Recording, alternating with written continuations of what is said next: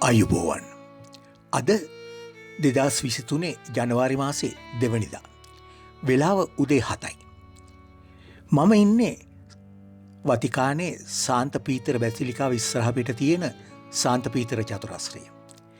2022 දෙසැම්බර් මාසේ 31 වෙනිදා පෙරවරු 9:34ට ස්වර්ගස්ත 16 වෙනි බෙනඩික්ට් හිටපු පාප්තුමාගේ දේහය අද උදේ 9 ඉඳලා වතිකානේ සාන්ත පීතර මහා බැසිලිකාවේ මහජන බුහුමන් සඳහා තැන්පත් කරලා තියෙනවා. මම මේ එතෙන්ට ඇතුල් වෙන්නයි බලාගෙන ඉන්නේ. හොඳ වෙලාවට පළවෙනි දෙසේ දෙනා අතරට මටත් ඇතුල් වෙන්න පුළුවන් කමක් හම්බුණා. ස්වර්ගස්ත හිටපු පාප්තුමාගේ දේහයට කරු බුහුමන් දක්වන්න පැමිණෙන බැතිමතුන් සංඛ්‍යාව එන්න වැඩි වෙමින් තියෙන බව ඔයාලට මේ රූප රාමු වලින් විටින් විට පේනවා ඇති. මේ බැතිමතුන් සාන්ත පීතර චතුරස්‍රය ඇතුළට ගන්නේ ආරක්ෂක හමුදා දැඩි පරීක්ෂණයකින් පස්සේ. වතුර බෝතල් ගෙන යාම තහනම්. ජනවාරි 2 වෙනිදා ඒ කියන්නේ අද උදේ 9 ඉඳලා 4 වෙනිදා ජනවාරි මාසේ 4 වෙනිදා පස්වරු වෙනකම් රාත්‍රී කාලයේ ඇර දේහය වැඳ පුදා ගන්න සාන්ත පීතර බැසිලිකාව බැතිමතුන්ට විවෘතව තියෙනවා. ජනවාරි 5 වෙනිදා උදේ 9:30ට තමයි දේහයට අවසන් ආගමික කටයුතු කරන්න තියෙන්නේ. ඒ දේව මෙහෙය සුද්ධෝත්තම ෆ්‍රැන්සිස් පාප්තුමාගේ මූලිකත්වයෙන් සිදු කෙරෙනවා. ඒ සඳහා සූදානම් කිරීම මේ වෙලාවේ සාන්ත පීතර චතුරස්‍රයේ සිදු වෙමින් පවතිනවා.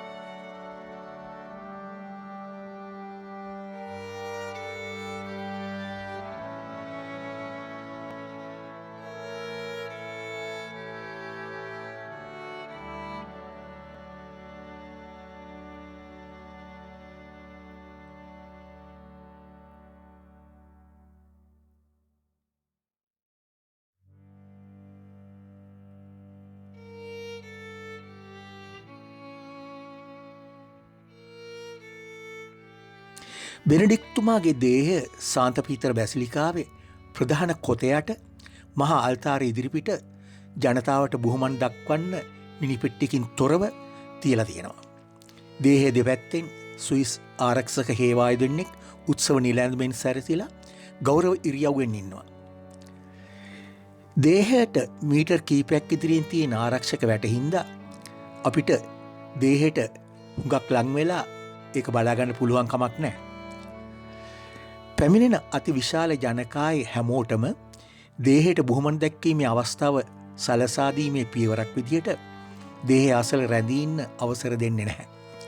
යන ගමන් තමයි දේහය දැක බලා ගන්න පුළුවන්.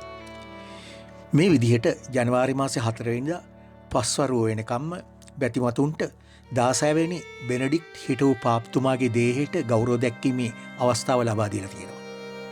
මේ ඔයාලා දකින්නේ ඒ අවස්ථාවෙන් පොඩි කොටසක්. ජෝසප් ඇලෝසියස් රසිංගර්ගේ ආත්මයට නිත්‍ය සැතපීම ලැබේවායි අපි ප්‍රාර්ථනා කරමු.